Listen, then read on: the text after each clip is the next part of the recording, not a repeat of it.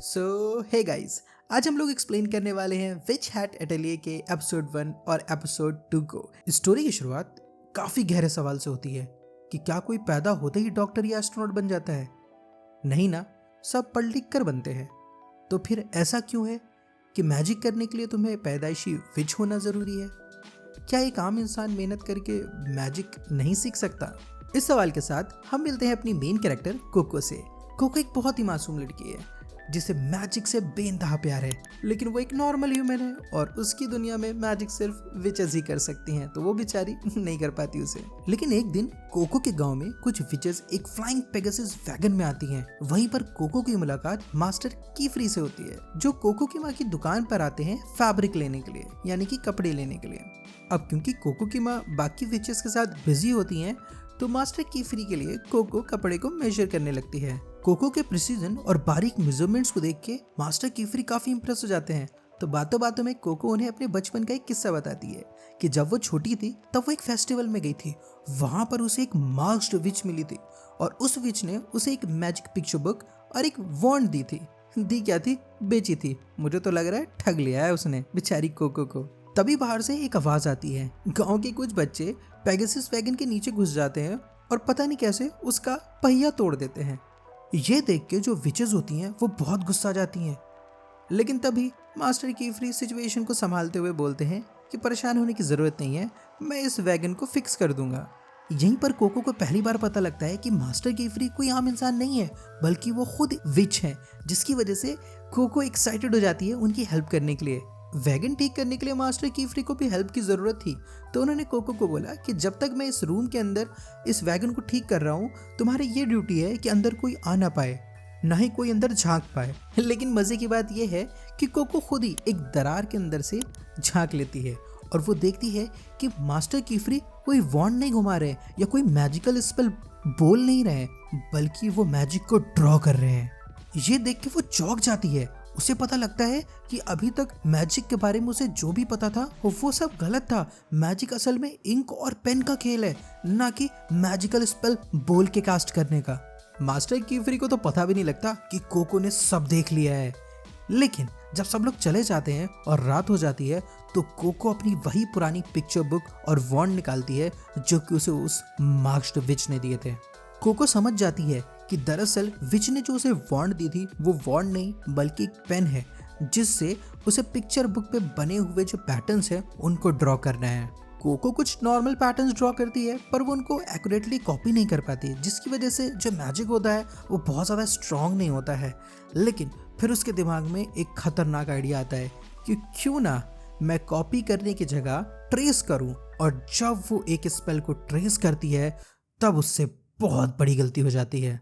वहीं दूर मास्टर कीफ्री जंगल में मस्त सोए होते हैं, उनको कुछ खबर ही नहीं रहती है। लेकिन अचानक वो कुछ फॉरबिडन मैजिकल डिस्टरबेंस महसूस करते हैं और उनको याद आता है कि कोको ने उन्हें उस मास्क्ड विच के बारे में बताया था, जो कि उनको काफी ऑड लगता है। लेकिन दूसरी तरफ कोको के घर में वो फॉरबिडन मैजिक अपनी पकड़ बनाने लगता है, सब कुछ क्रिस्टल में कन्वर्ट होने लगता है और तभी एंट्री होती है मास्टर कीफ्री की। मास्टर कीफ्री अपनी मैजिकल पावर्स का यूज करते हैं और कोको को फटाक से घर से लेके बाहर आ जाते हैं। लेकिन फॉरबिडन मैजिक इतनी तेज फैलता है कि कोको की माँ उसकी चपेट में आ जाती है और क्रिस्टल्स के अंदर दफन हो जाती है। ये सब देख के कोको अपनी होश खो बैठती है, उसका रोते रोते बुरा हाल हो जाता है और वो तो मास्टर कीफ्री के ऊपर हमला भी करने लगती है, क्योंकि मास्टर कीफ्री उसे छोड़ नहीं रहे होते हैं और वो अपनी मम्मी को बचाना चाहती थी। और जब कोको को होश आता है तो उसको रियलाइज होता है कि उसने कितनी बड़ी गलती कर दी है। पर मास्टर कीफ्री उसे बिल्कुल भी नहीं डांटते। वो जानते हैं कि कोको एक बच्ची है और उसके अंदर की जो क्यूरियोसिटी है उसने कोको से सब करवाया है, इसमें कोको की गलती नहीं है। और वो सिचुएशन को समझते हुए कोको को बोलते हैं कि अब तुम्हारे पास दो ऑप्शन है, या तो मैं तुम्हारी याददाश्त मिटा दूं क्योंकि एक आम इंसान मैजिक याद नहीं रख सकता, या फिर मैं तुम्हें अपना अप्रेंटिस बना लूं। बेसिकली मास्टर कीफ्री उसे अपना स्टूडेंट बनाना चाहते थे क्योंकि उनको कोको के अंदर कुछ तो पोटेंशियल दिख रहा था। कोको के पास भी कुछ खास ऑप्शन थे नहीं, वो मैजिक भूलना नहीं चाहती थी और उसे अपनी माँ को बचाना भी था। तो ऐसे में उसके पास एक ही ऑप्शन था कि वो मैजिक के बारे में और जाने, और हो सकता है कि इन फ्यूचर वो अपनी माँ को वापस से आज़ाद कर पाए। मास्टर कीफ्री कोको को अपने स्कूल ले जाते हैं, जहाँ उसकी मुलाकात 3 और स्टूडेंट्स होती है, जिसमें से पहली होती है टीटिया, जो बहुत ही चीयरफुल है। ऋषि जो कि बहुत ही शांत रहती है और एगॉट जो कि उसकी रूम पार्टनर है, जो कि काफी स्ट्रिक्ट है लेकिन बहुत ही सीरियस है। कोको की मुलाकात एगॉट से उसके रूम में होती है। वो दोनों रूम पार्टनर होते हैं। एगॉट कोको को बताती है कि मैजिक करना इतना भी आसान नहीं है और ये प्रूव करने के लिए वो उसे अपने हाथ दिखाती है जो कि पूरी तरीके से काले हो चुके होते हैं सिहाई से मैजिक की प्रैक्टिस करते करते हैं। यहीं पर ही हमें पता लगता है कि कोको के बारे में विचेस की दुनिया में ऑलरेडी गॉसिप्स शुरू हो गई हैं।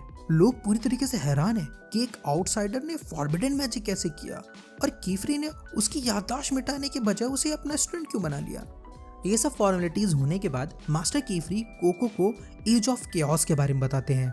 एज ऑफ केओस इस मैजिकल दुनिया की एक ऐसी हिस्ट्री है जिसमें हर इंसान मैजिक यूज कर सकता था, लेकिन इस वजह से लोगों ने डेंजरस स्पेल का इस्तेमाल करना शुरू कर दिया और तबाही मचा के रख दी।